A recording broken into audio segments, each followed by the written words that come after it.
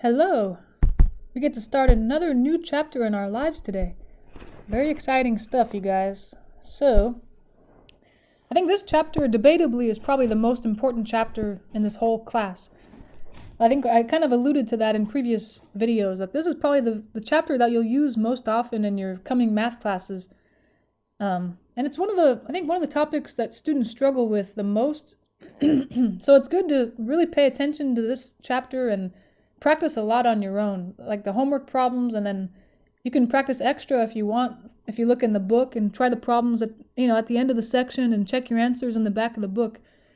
And these just really take practice. They make not that much sense in the beginning. Or they can make a lot of sense, but not as much sense as once you try, 10, 20, 30 problems on your own of each type, then, oh my gosh, it makes so much more sense. It just really takes practice. So this chapter, it's all about factoring. And if you might have seen factoring before, previously, but if you haven't, just think of factoring, it's the opposite of multiplying polynomials. That's really it. You're going backwards. Multiplying polynomials. So it's like let's say we haven't learned this method yet on how to do this, but this is the type of thing. What if someone gave you x squared plus 8x plus 12, and they said, hey, this is the result, this is an answer I got after I multiplied two binomials. So they're saying this used to look like some binomial times some binomial, but you're trying to go backwards and you're trying to figure out what those two binomials were. And we'll see the next couple sections will kind of outline how do you factor and how do you go backwards from the result of multiplying, that's on the left side here, to what happened, what it looked like before you multiplied it out. And we'll learn that this guy is actually x plus 2 times x plus 6. And if you FOIL that out, you'll see that it does end up being this thing. But anyway, that's what we're trying to do. And because there's all different types of polynomials, there will be different types of factoring methods that we'll use, kind of depending on what we're given. If you're given this type of problem, we're going to factor it this way. Oh, but if it looks like this, we have to factor it that way.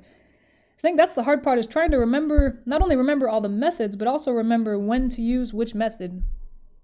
So this section, it's an intro to factoring. We're going to learn two methods in this section, the first two basic ones, and then in coming sections we'll learn more and more complicated methods on how to do this. So let's see. Like I said in this box here, to factor a polynomial, it's like taking an expression, someone else already multiplied stuff out for you, and you have to go back to what it used to be before someone FOILed it or whatever. And there are many factoring methods. I think if I remember right, there are 7 total.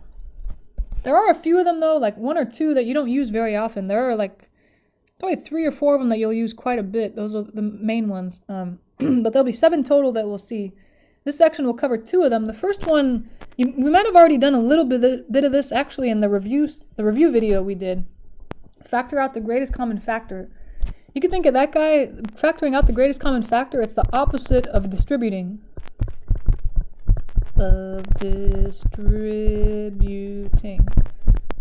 Yeah, so like if someone had 5x, and they distributed that onto x squared minus 3x plus 2 or something, if they distribute 5x cubed minus 15x squared plus 10.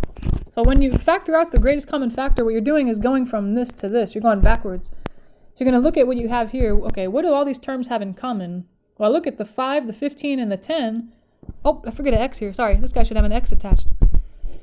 I look at the 5 and the 15 and the 10, and I notice that they all have a 5 that divides into them. So that's part of the greatest common factor. But not only that, all 3 of these terms have an x in it. So that would be your greatest common factor. Anyway, that's really what greatest common factor is. You're going backwards. Like someone did some distributing, and you have to go backwards and see what did it look like before they did that distributing. And then the other method we'll see, it's a little more complicated. It'll be factor by grouping. That one, we'll see quite a few examples of that, so it'll make more sense later. But let's see. I think actually because, we've done some of these kind of simpler ones in the review video. This is kind of review, because we've already seen a few of these. Let's try a couple of these just to get the hang of it. And then we'll see, for the more complicated ones, how do you actually do it? We're going to have a step-by-step procedure. So, okay. Looking at part A, I see that there are 2 terms here, a 6 and an 18. And all I want to know is, what do they have in common? Well, they don't have a variable in common because the left guy has an x and the right guy does not have an x. But I do notice that 6 divides into both of them, right? 6 divides into 6x, of course, and 6 divides into 18. So that right there is what we call the greatest common factor. They call it GCF. It's just the largest, I guess, term that you can think of that kind of divides into both of the terms that in your expression. And then within the parentheses, you're going to have one space for every original term. And to decide what goes in there, you say, okay, imagine yourself multiplying. You're doing 6 times something. And when you multiply 6 times something, you should get 6x. So you ask yourself, 6 times what is 6x? Well, I guess x, right? 6 times x would be 6x. So that makes sense. And then the next guy, do the same thing for the second term. 6 times what would be 18? Well, it'd be 3, but you need a sign in the middle. Since it's positive 3, I'll put a plus 3. So that's really it. That would be your factorization, they would call it. That's the factored form of that binomial. 6x plus 18 in factored form is 6 times parentheses x plus 3. So that's the factored form. The good thing is when you factor, it's easy to check your answer because you can just multiply it out. Because we know how to multiply polynomials. Answer by multiplying. And now we're good at that. We've done that a lot. So I just go backwards. What if I distribute the 6 onto the x? 6 times x is 6x. That's a good sign because that's exactly what the original problem had. And then if I distribute the 6 onto the 3 as well, 6 times 3 is 18. That's exactly what the original problem has. That's how I know I did it right. So that one I think is pretty good. Let's try the next one. So part B, I look at the 2 terms that I have there. I've got a 2z and a 20. Okay, they don't have any variables in common. The first guy has a z, the second guy does not. But I think 2 goes into both of those, right? So it'll be 2 outside the parentheses. That's going to be our greatest common factor. And then within the parentheses, I'm going to need a space for both of the original terms. One for the 2z and one for the 20. And then I'll do the same thing. I'll ask myself, 2 times what is 2z? Well, it'd have to be a z. And then 2 times what is not only 20, but negative 20. What can you multiply 2 by to get negative 20? Well, it'd have to be a negative, because 2 times a negative is a negative. 2 times 10 would be 20. So it'd have to be 2 times z minus 10. And I think that works. Again, it's quick to check your answer in your head. Just try to distribute that 2 in there. 2 times z would be 2z. Check. That's the first term. 2 times negative 10 is negative 20. Okay, good. Easy peasy. All right, so far so good. I think we're doing pretty good here. Let's try part C. Looking at this one has 2 terms. You've got 3w squared and negative w. So those ones, it's different than part A and B, because part A and B have a constant in common, but nothing really divides into 3, and this guy's coefficient is a 1, right? I guess you could say 1, but that's not really a big deal. But these do have a variable in common, a w. And at this point, I'm asking myself, okay, can I take a w out, or can I take a w squared out? Can I take 2 w's? Well, this one, I cannot take 2 w's out because, I guess just think about it. The second term only has 1 w. So how are you going to take 2 w's away from him? He's only got 1 to spare. So in this one, you can only take 1 w away. You're kind of looking at the terms and saying, what's the smaller of the 2 powers? That's as many as I can take out, because, yeah, again, the one that has less, it only has so many to give. That's how many you can take. You know, for some reason, food makes things make sense. Like if someone had 2 cookies and the other guy had 1 cookie, I can't take 2 cookies from both of them, right? I can only take 1 from both of them because the one guy only has 1 cookie to spare. I know that seems harsh that I'm stealing cookies from people, but come on, I love cookies. You guys do too. Everybody loves cookies. It's okay to steal if it's delicious, right? No, that's terrible. Don't say that. Just kidding. So how do I even start talking about cookies? I don't know. All right, so W is your greatest common factor. You don't have to label it. You don't have to, when you do these problems, you don't have to say, here's my GCF. It's just so later on, if you look back at this, you'll say, what the heck, what's the W for? Oh, that's the greatest common factor. Okay. And inside, again, we'll have a space for each of the original terms. And to determine what goes in there, I'll say, okay, the W outside would be multiplied by something to give me the first term. So W times what is 3W squared? Well, it's kind of made up of 2 things. I need the 3 for sure, 3 times W, but I need another W as well, because I'm supposed to have 2 of them to give me that first term. W times 3W would be 3W squared. Okay, that sounds good. And then W times what would give me the second term? Well, w times 1 is w, but there's a negative, so it better be a -1 or a -1. And that one was a little trickier, so you might want to really check that one in your head. It doesn't take very long. Try to distribute that w. W times 3w is 3w squared. Okay, check, because that's exactly what I have here. W times -1 is -w. Yeah, so that works. All right, we got it. That's a winner right there. All right, I think these ones, the only way you might make a little mistake is if maybe the two terms have more in common than you think they do. Like you didn't really factor out as much as you could have. Like in part D, look at this one. You see it's a 4x to the 5th and a 2x to the 3rd. Not only do they have some x's in common, as a matter of fact, I can only take 3 out because think of it as one guy has 5 cookies, the other guy has 3 cookies. I can't take 5 cookies from both of them. One guy only has 3 to spare. So I really can only take 3. But not only do they have x's in common, they also have a 2 in common, because 2 goes into both 4 and 2. So really you want to factor out as much as you can. Take as much as you can, not only a coefficient maybe, but also a variable.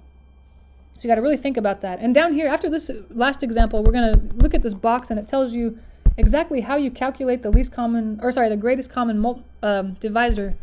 Because sometimes if it's really complicated, it's hard to tell what it'll be. Am I missing something? Am I including too much? All right, but we need a space for each of the original terms. One for the first guy, one for the second guy. And I'll ask myself now, okay, 2x cubed, or 2x to the 3rd, times what would give me 4x to the 5th? Well, if it's kind of a lot to consider, think of one at a time. Say 2 times what is 4? Well, that'd have to be a 2, so I got that part. And then x to the 3rd times what is x to the 5th? Well, it's x to some power, and if you're wondering which one, just say, well, whatever power it has, I'm supposed to add it with the 3rd power to get 5. So what power can I add with 3 to get 5? 3 plus what is 5? It would be 2, right? 3 plus 2 is 5. Okay, that makes sense. And in the next term you're asking 2x to the 3rd times what is 2x to the 3rd? Well, you already have the 2, you already have the x to the 3rd, so it's really a 1. Because you want to multiply it by something to get the same thing back. And that's exactly how 1 behaves. 1 times anything is that thing. So you're going to want to leave it like that. There it is. That's a beautiful thing right there. And that one was a little trickier, so that one you might want to, check in your head. 2x to the 3rd times 2x squared, that would be 4x to the 5th. Perfect. That's exactly what we started with. 2x to the 3rd times 1 is 2x to the 3rd. All right, good. We did it right. Yay, you guys. We're kicking booty over here. Yay. All right, calm down, right? It's just math. Just math. That's crazy talk. Math is awesome. And we all know it. I mean, we try to hide it because math is nerdy, right? Oh, I don't like math. I'm not a nerd. Come on. We love it. Don't be shy, you guys. Anyway, so this here in the box, it kind of tells you this is how you calculate the greatest common factor, especially for more complicated problems that have a lot going on. Like in example 2, we'll have kind of a lot going on. So okay, maybe as we look at these steps, let's try the first part here, this part A. It's not labeled part A, but I'm thinking of the very leftmost one. First of all, it's good to know how many terms there are, I think, because then you'll know, it'll be easier to calculate the greatest common factor, and then also you'll know once you factor the greatest common factor out, how many terms will be left in the parentheses. So in the first example there, I have 2 terms, because remember, one term starts and it only ends when there's a plus or a minus sign. And since there's only one minus sign, there must be 2 separate terms, separated by that minus sign. So looking at those 2, I'm going to have the greatest common factor, whatever it is, outside, and 2 terms inside, one for the first guy and one for the second guy. Keep that in mind. All right. But how do we calculate the greatest common factor? Okay. First step is you're going to look for the greatest common divisor. So it's kind of like just focus first on the coefficients. You want to find the largest number that divides into all the coefficients. And since my only coefficients here are 16 and 24, I think about those 2 guys and I say, all right, between those 2, what's the largest number that divides into both? I think it's 8. 8 divides into 16. It also divides into 24. But anything larger than 8 either doesn't divide into 1 or doesn't divide into both. 8's the largest that divides into both. All right, that looks good. You know what, now that I'm thinking about it, I might want to scoot that 8 over. I'm not giving myself a lot of room. I think there's going to be more to it than just 8. All right, so we did step 1. We got the number part. And then, kind of like we talked about in the previous example, you want to look at any variables they have in common. And it says the smallest exponent present on any variable which occurs in every term of the polynomial. So really what they mean is, let me see, I'm focusing on, let's say a first. Okay, look at the a coefficient here. A squared, a to the fourth. Okay, they both have an a in common, so I am able to factor an a out, a to some power. But like it says, I can only take 2 out because the first guy only has 2 to spare, so I couldn't try to take more than that. Even though the second guy has 4, I want to take the same amount from both of them, but I want to make sure I'm able to do that, make sure that both of them have enough for me to take that many away. Alright, then the second variable, b, they both have a b in common, so I will be able to factor a b out, some kind of b. So looking at those guys, I know they both have a b, so I can factor b to some power out. What are their powers? If the guy on the left has a power of 1, invisible. The guy on the right has a power of 3. I can only take the smaller of those two. The smaller of 1 and 3 is 1. So actually b is perfect. I can write b to the 1 power, but it might be kind of redundant. You don't really need a 1 power. It's just there to, it looks kind of confusing. Alright, so there's our greatest common factor. We've calculated it. That looks good. Greatest common factor. There he is. And step 3, and this one we don't have to worry about it, but in coming problems we might. And step 3 says, if the leading term, which is the term with the largest exponent, or I guess you could say the term with the largest exponent or the leftmost term. If it's the one on the left term. Okay, if the term on the very left is negative, like it says, you want to factor a negative out as well, along with the GCF. So we don't see that in this first example. Notice the leftmost term has a positive 16. The second example, the first term on the left is positive as well, but this guy is where we'll have to worry about it. So step 3 really only applies to this third example, not even the fourth one. There's no negative in the front. So it's only if your very leftmost term has a negative, that's when you have to worry about step 3. But that doesn't happen very often. It's probably between 90 and 95% of the time you won't see that. But the once in a while where you do need to worry about that, it'll be easy to forget it. Alright, so we figured out the greatest common factor here. Now we have to figure out what goes in the parentheses. So like the last ones, I asked myself, what can I multiply my greatest common factor by to give me the first term? And you can think of it one at a time. You can say, how about the coefficient? 8 times what is 16? Well, that's 2.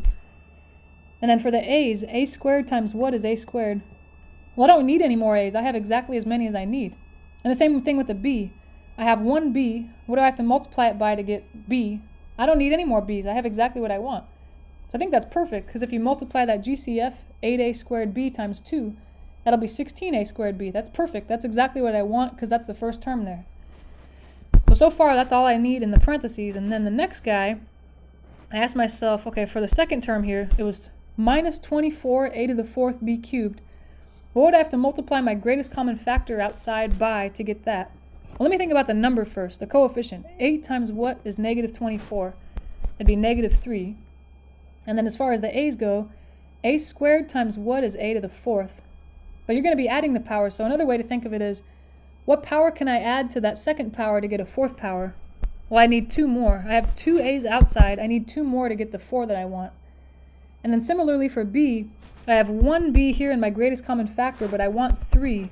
So I need 2 more b's to get there. So there it is. That looks good.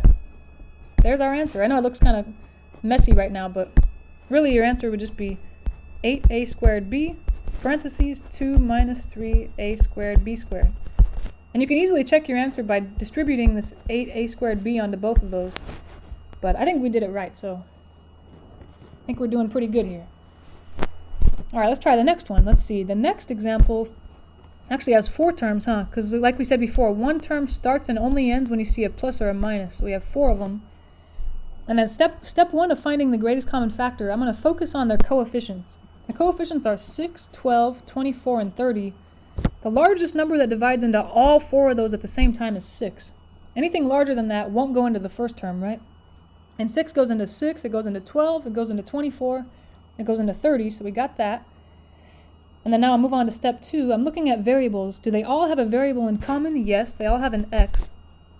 But notice if there was even one term that did not have an x, like say that last term only was 30 and not 30x squared, you could not factor an x out. It would have to be that every single term, not even missing one, has that variable in it. So now I ask myself, how many x's can I take out? Well, like it says in step 2, I have to look at all the exponents and take the smallest one. So the exponents are 8, 6, 4, and 2. The smallest of those is 2. So that would be my greatest common factor. That's as much as I can take out without taking too much out. More than one of these terms can spare, sort of. Alright, but this time I gotta be careful. Actually, I might want to write really small now, huh? Because there are 4 terms in my original polynomial. I gotta have 4 terms here sitting here waiting. So I might actually want to spread these parentheses around a little bit. Should be further, wider kind of. Alright, so let's see. Maybe I can, since there's so much going on, I might color code it. We got a 6x to the 8th. So the first thing in here is going to be, what do I have to multiply 6x squared by, the greatest common factor, to get 6x to the 8th? Well, 6, the coefficients are already perfect. 6 times, I don't need to multiply 6 by anything to get 6. But I do need some x's. Right now I have 2 x's, but I want 8, so I need 6 more. That must be the first term there. Okay, so far so good. How about the second term? You got a 12x to the 6th. That'll be the next term that goes here. What are we doing? Well, it's a positive, so I'll put a plus. And you're doing 6. First of all, the coefficients. 6 times what is 12? That would be 2. I got that part. And I have an x squared outside, but I want 6 x's. How many more x's would I need? If I have 2, but I want 6, that means I need 4 more. Alright, so far so good. We got 2 of the terms. Now we need the third one. So what's going to happen for this guy? The negative 24x to the 4th. What do we have? So first the coefficient. 6 times what is not just 24, but negative 24. 6 times negative 4 would be negative 24. And then as far as the x's go, I have 2 x's outside, but I want to see 4 of them. I need 2 more to get there. 2 outside plus the 2 that I just placed would be the 4 that I need. Alright, last term. We got a 30x squared. Ooh, that's a bright color. 30x squared times what? Or no, 6x squared times what is 30x squared? Well, the coefficients, 6 times what is 30? That'd be 5. And then as far as the x's go, I have 2 x's outside. I want 2 x's, so I'm not going to add any more x's. I have exactly what I want. That's perfect. Alright, so there it is. 6x squared, parentheses, x to the 6th plus 2x to the 4th minus, 4x squared plus 5. There we go. And that one was complicated enough to where I'd say, if I had time, if I was doing homework or something, I'd probably check this answer. That's not a bad idea. Excuse me. Yeah, I would probably check that one. And what else? What was I going to say?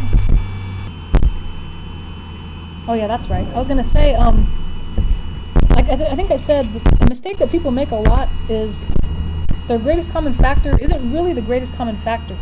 Like if you just factored a 6 out and not the x squared, or you factored an x squared but not the 6. You took out something but you didn't take out as much as you could. A way you can tell that you didn't take out as much as you could is, like let's say I just took the 6 out but not the x squared. I could tell by, okay, when you're done, let's look at what's inside the parentheses. What you can ask yourself real quick is, do these terms that are in the parentheses have anything in common at this point? Is there anything I can factor out more, But looking at those 4 terms that are in the parentheses, I got x to the 6th, 2x to the 4th, negative 4x squared, and 5. Those 4 terms have nothing in common. Like the first 3 have an x in common, but the last guy does not have an x, so I could not factor an x out. And there's no numbers that divide into all their coefficients. Okay, so since that's a no, that means the GCF was correct. But if at this point there is something I can factor out, like I look at those 4 terms inside and I say, oh, you know what, they have something in common. That means the GCF was not as much as I could factor out.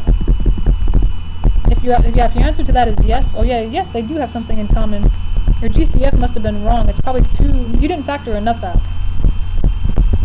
So that'd be a way to check, yeah, did I really get the GCF right? And then also the other check would be actually distribute the 6x squared inside.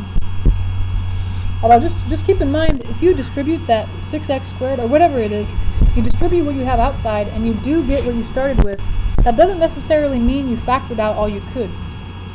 So just be careful. Distributing, make sure that, I guess the way you set up the problem is right, but it doesn't check that you got the right GCF. Your GCF could still be wrong, even though distributing still results in the original guy. So be careful on that one. Alright. Let's try this third one here, and then I think we're getting the hang of this. How many terms are in this third one? I see one that stops when I see a plus sign. The second one stops when I see this minus sign, and the third and final one is this 15p to the third q squared. Looking at that one, let me see. The greatest common factor. First of all, step one, it's going to be made up of what's the largest number that divides into all three coefficients. Between 35, 10, and 15, I think 5 is the largest number that divides into all those guys, right? Yeah, so 5, first of all, that's step one. And then as far as variables go, what kind of variables can I factor out? They all have a p in common. Let's see, which of them has the smallest power on p? I've got a 3, a 2, and a 3. 2 is the smallest power, so that's how many I can take. And they all also have a q, so I can take the q's out. How many q's can I take out? Let's see, the smallest power, we got fourth power, third power, second power. The smallest power is a 2, so I'll take a 2 out.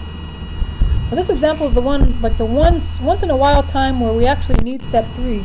Because it says if the leading term, the first guy, has a negative, then not only do you want to factor out the 5, the p, and the q, you also have to factor a negative out. So be careful, and that'll be important. We'll see that factoring is useful to do more things in math, and if you don't factor the negative out of the first term, these things won't work out, and you'll wonder why, and anyway, that'll basically be why. Alright, that looks good. Now, I just have to figure out that guy times what makes the first term. Alright, so let's see. How about just looking at the coefficients I've got negative 5 outside. Negative 5 times what is negative 35? Well, they're both already negative, so all I need is the 7, because 5 times 7 is 35. How about the p's? I have 2 p's, but I'd like 3, so I just need 1 more to get there. And then the q's, I have 2 q's, but I'd like to see 4. That means I need 2 more q's. I think we're going to have to move, this problem's going to have to be extended into the next one, sorry. We'll have to move this guy over a little bit. Let's see.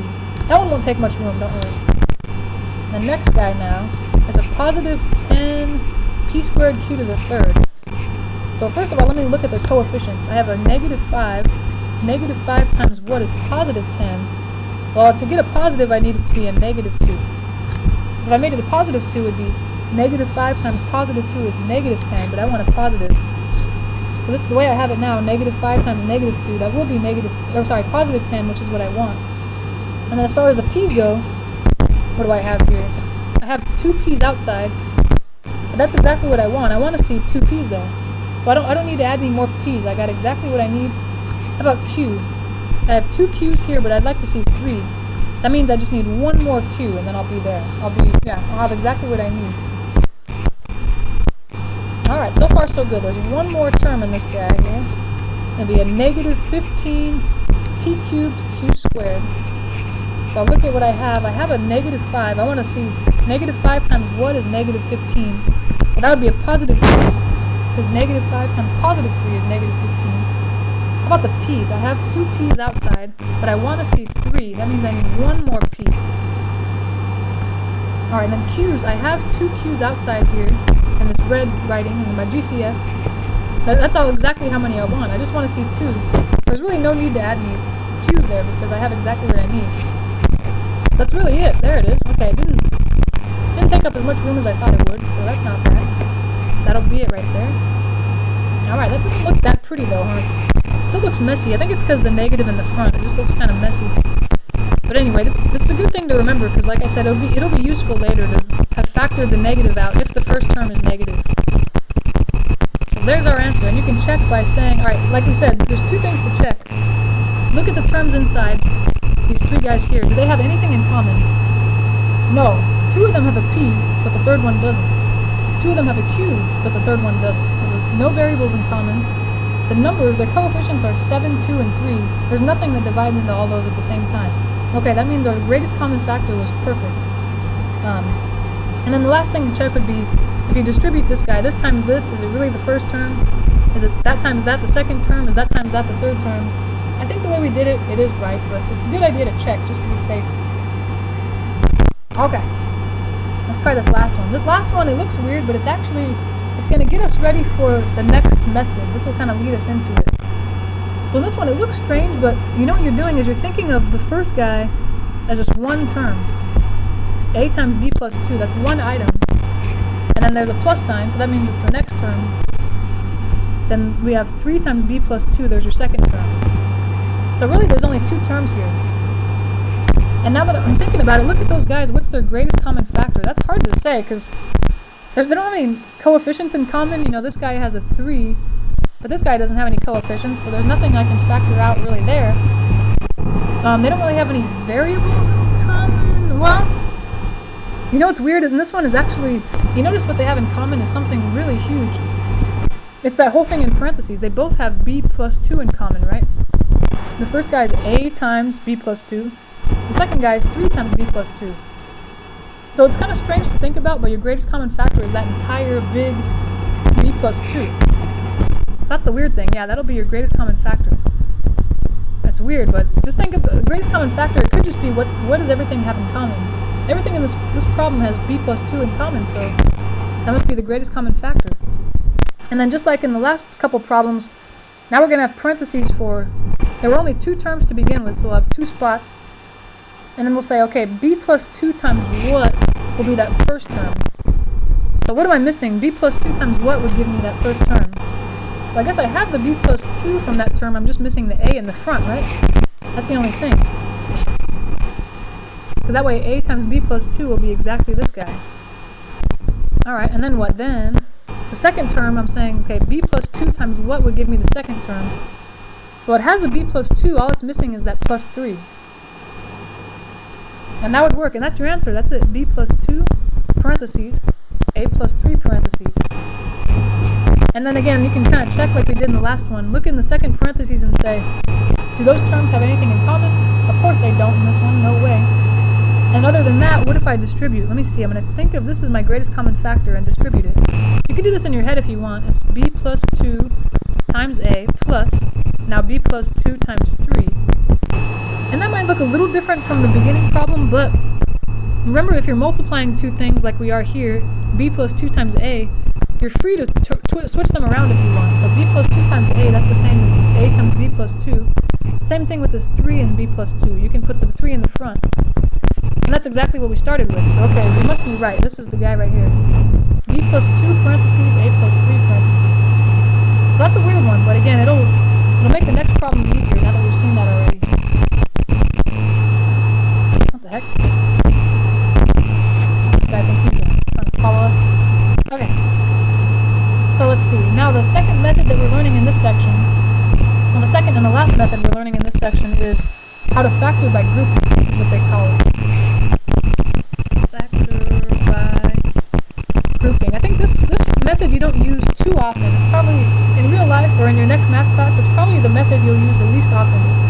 But I think it's almost my favorite because it says, here at the very beginning, when there are 4 terms of a polynomial, and those terms have nothing in common, you know, there's no common factor, so you couldn't do what we did in those previous problems, this is the method we'll use.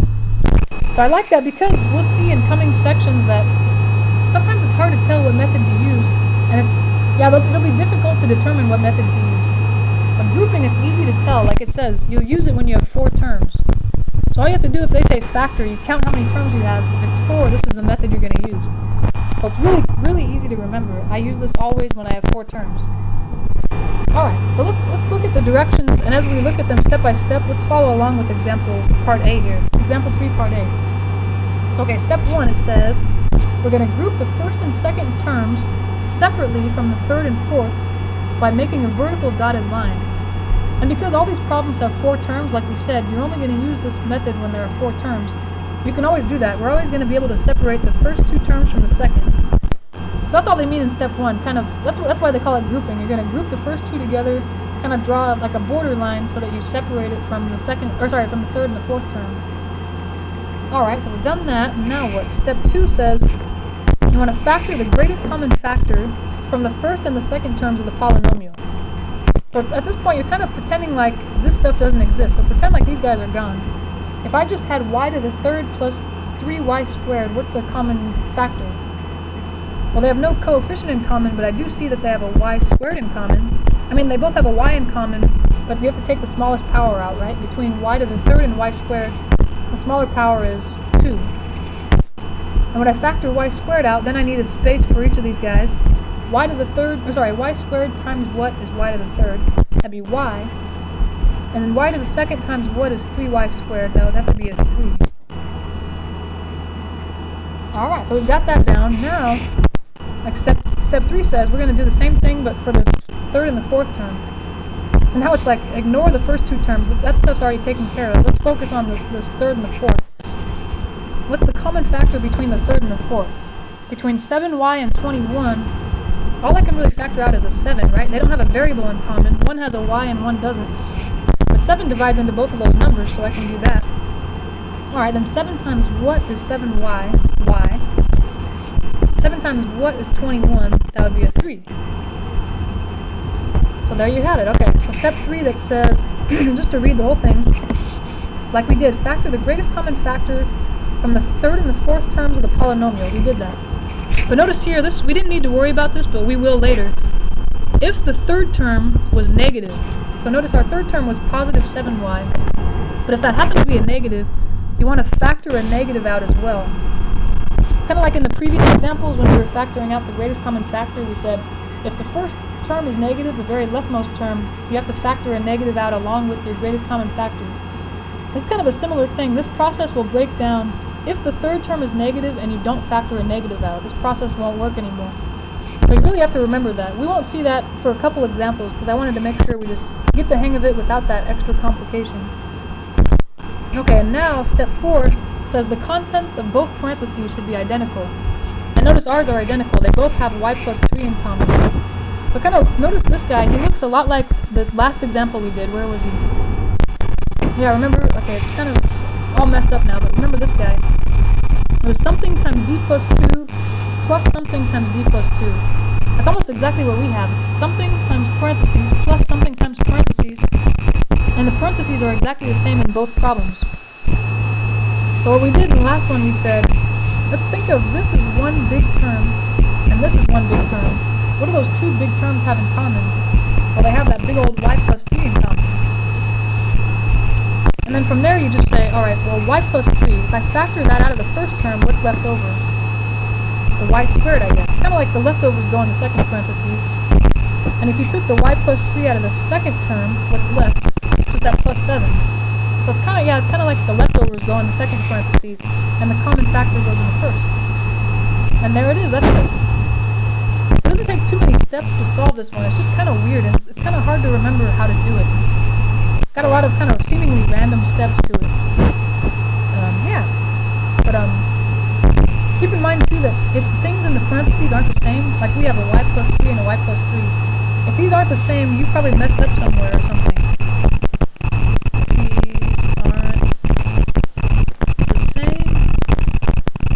Check your work to make sure you didn't, maybe you forgot to factor the negative out like it says in step 3. Check your work, or once in a while, you know what happened is you did everything right, you factored out the greatest common factor in both of those guys, but the things in parentheses just aren't working out. If that's true, then you can rearrange the terms. So it might be that maybe the terms they gave you are in the wrong order or something like that. That's possible. Although I don't think you'll see that in this class. That's probably more for your next math class, where they figure, oh, you're probably already good at factoring. Let's give you some really complicated ones. Yeah, this class they won't do that to you. All right, let's just practice those, and that's going to be the end of the section. We'll do these other problems, and I think you'll be pretty good. And then in the next section, we'll learn a new method for factoring. So let's look at part B now. They say first step, you're going to want to group the first two terms together, and then the second terms or the third and the fourth terms together. First thing I want to do is focus on the first two terms, kind of, if you want, even cover the third and the fourth with your finger or something. Looking at the first and the second, what do they have in common?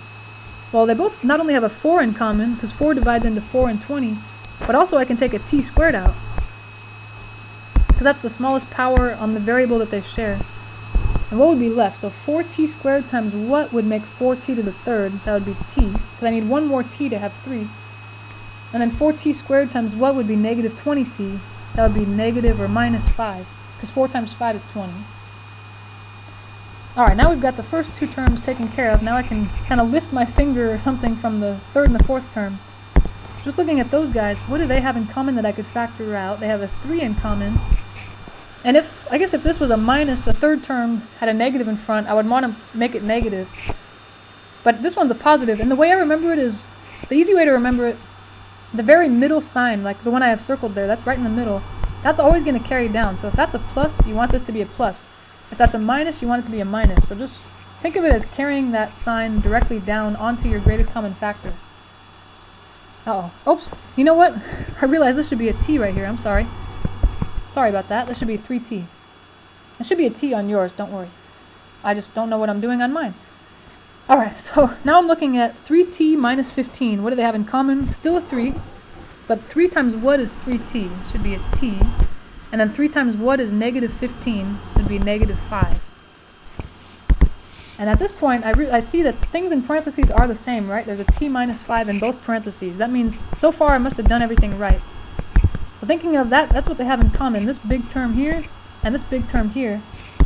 If I take that away from the first term, the 4t squared, kind of the leftover is left. If I take that away from the second term, the plus 3 is left, sort of the leftover part. And there it is. So, and I guess I haven't mentioned this yet, but if you wanted to check your answer, what would you have to do here? You'd have to multiply this out, which would involve foiling, right? This is a binomial times a binomial. Maybe we can do that on this one, just to see how it would look, you know? Let me see. Oops, I'm going to try to FOIL this guy out. What do we get?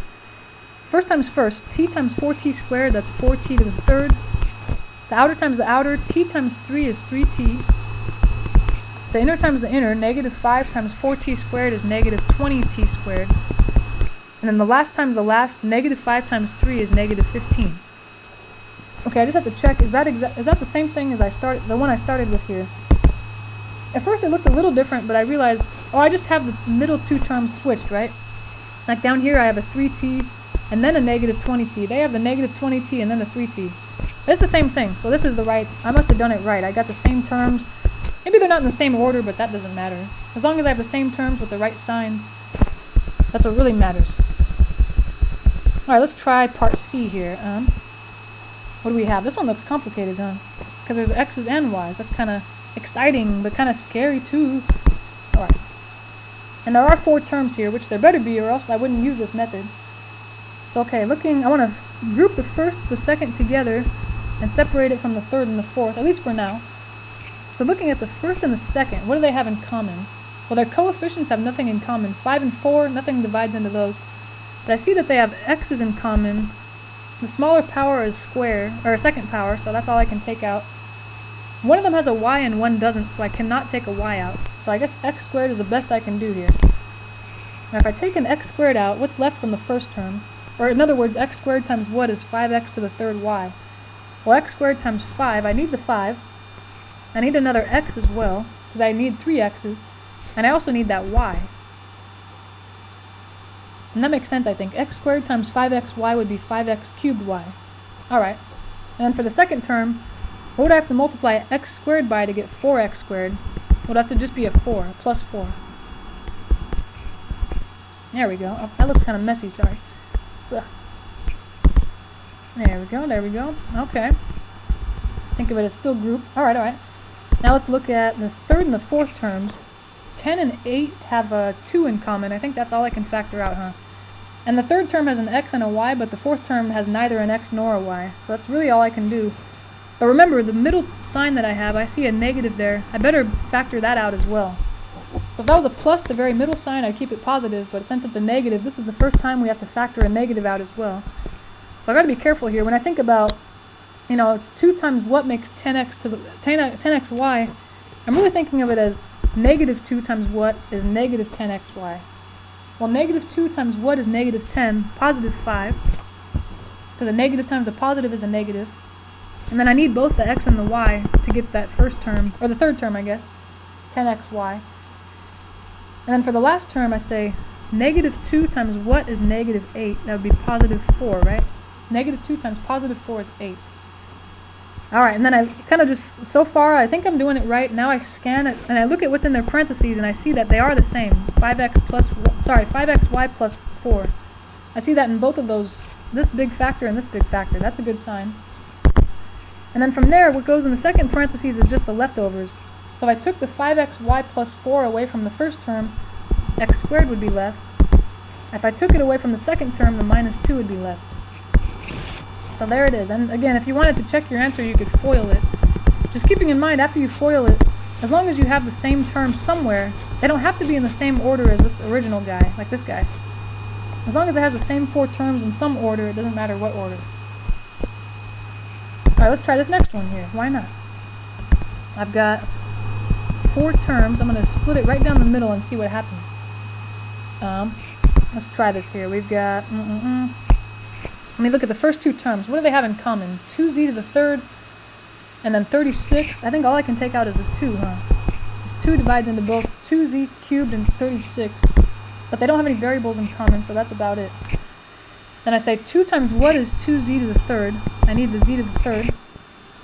2 times what is 36? Would have to be 18, right? 2 times 18 is 36. Okay.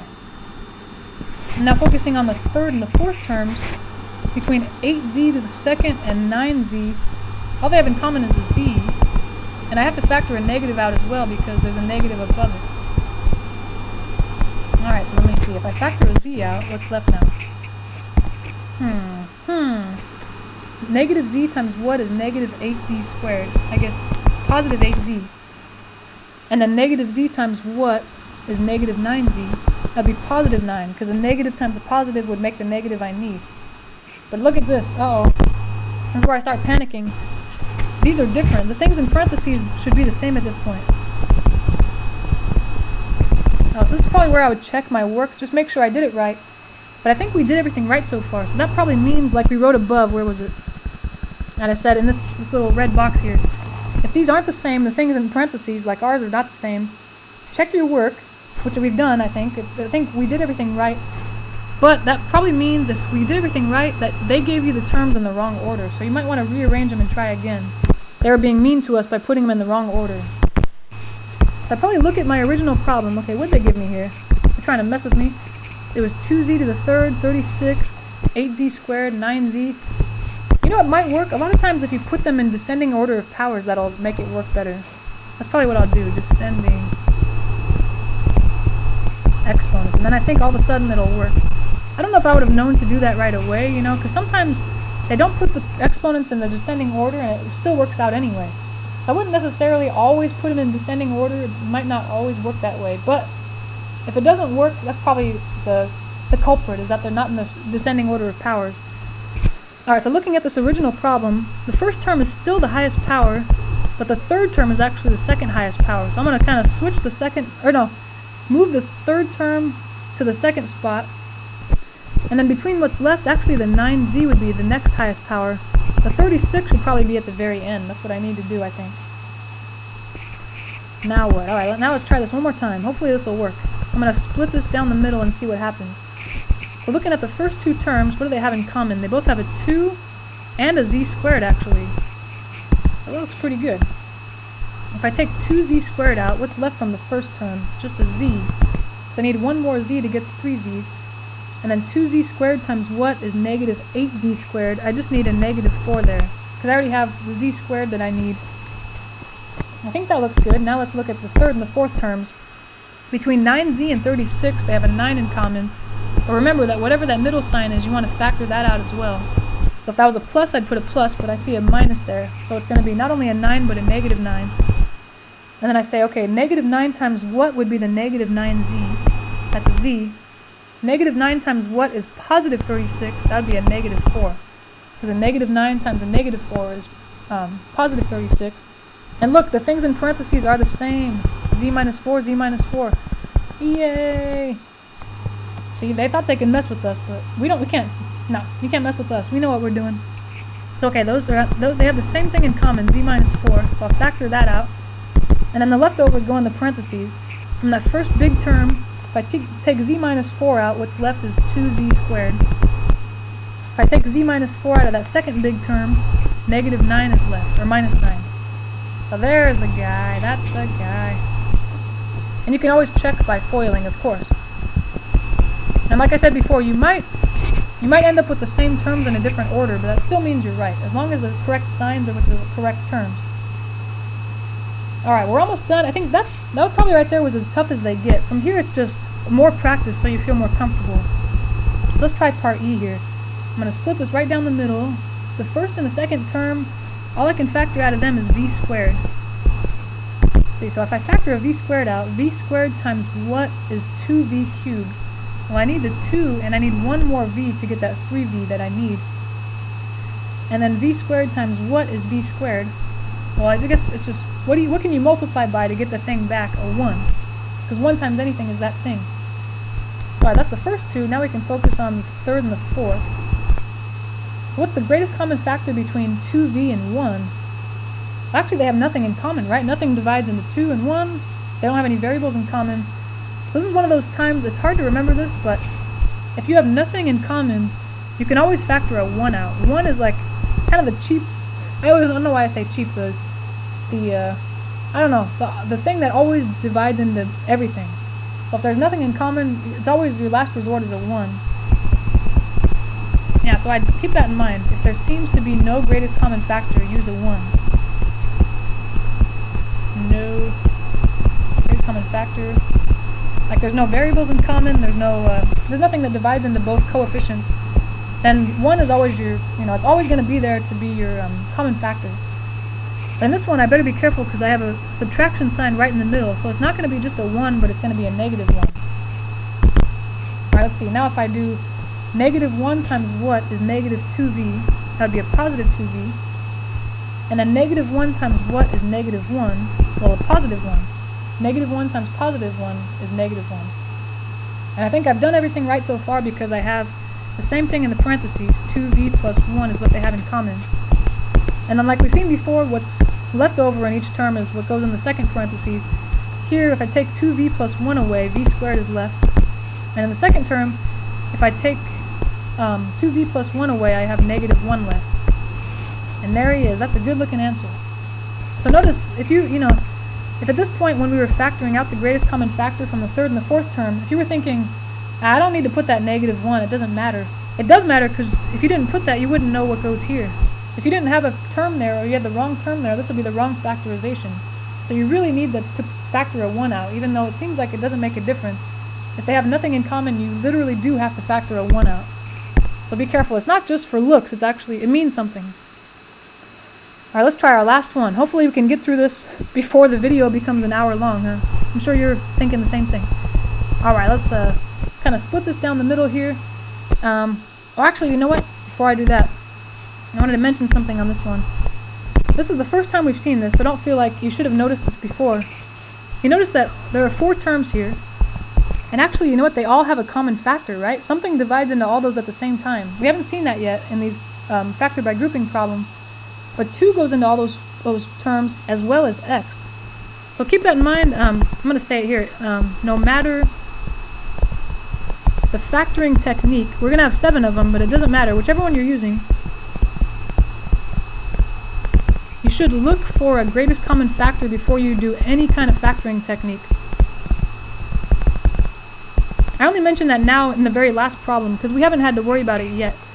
That's going to help you. If you're ever stuck on a factoring problem and you're saying, man, I really don't know what I'm doing here, I'm stuck, then that means there's a greatest common factor that you're not even thinking about, and it's going to really solve the problem for you. So the first thing I'm going to do is take this and factor the greatest common factor out. So looking at these 4 terms, I think we already mentioned it. The greatest common factor will be, they all 4 have a 2 in common, but not only that, they have an x in common. And x to the 1 power is as many as I can take out because the smallest power is a 1. And let me see what would be left over. 2x times what would give me 2x to the 4th? I would need x to the 3rd.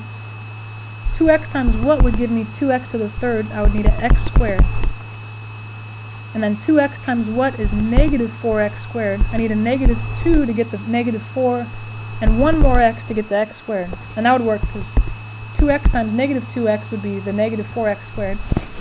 Last guy, 2x times what is negative 4x? I would need negative 2 there. Alright, so we've factored out the greatest common factor. Now, what's left over, actually we can use grouping on that. So it's going to be weird, but I'm going to try to finish this problem by grouping what's inside. Just keep this 2x outside, kind of ignore it. It's just along for the ride as you go. It's just, don't forget it along the way. But alright, what I'm going to do is treat this problem just like the previous ones. I'm going to split this down the middle. you know, group the first two and then group the third and the fourth. Look at the first and the second. What do they have in common? X cubed and x squared have an x squared in common. If I factor an x squared out, x squared times what is x cubed would be an x. X squared times what is x squared? That would be a plus 1. And then for the third and the fourth term there, say what do these guys have in common? A negative 2x and a negative 2. It's a negative 2. I'd have to factor not only a 2 out, but a negative, because we said if the middle sign is negative, you better factor that negative out. If it's positive, you take a positive out. But okay, then I ask myself, negative 2 times what is negative 2x? Just be an x. And then negative 2 times what is negative 2 would be a plus 1. Right, and then you notice the things in the parentheses here, they are the same. So that's a good sign. I'm going to just do my best to keep this 2x here and kind of ignore it as best I can. Let's see, so now this big term and this big term have x plus 1 in common. Alright, and if I take x plus 1 out, the first big term has an x squared left. The second big term has a minus 2 left. So there it is. And I think, though, my outer parentheses, these blue parentheses, they're kind of redundant. I already have parentheses around both of these. I don't think I need these guys here. So I'm just going to write it as 2x, the second parentheses, or sorry, the x plus 1 in parentheses, and then the x squared minus 2 in parentheses. That's a good one. Alright, so that, I mean, you won't see that very often in this section, but I just wanted to introduce you to having to use two factoring techniques in one. Usually, though, if you have to use two factoring techniques in one of them, the first thing you're going to do is factor by grouping. That's usually the first thing. So that's kind of a good thing to keep in the back of your mind for the coming sections. If you're stuck, that probably means there's a greatest common factor you can factor out that you just didn't even realize was there. But okay, thanks for paying attention. Hopefully everything made some sort of sense. Factoring is really complicated, but the more of these you try, if you do these on your own in your homework or in your practice, it's going to get a lot easier. So thanks for paying attention. I'll see you in the next video where we learn the next factoring technique. Alright, see you later. Bye.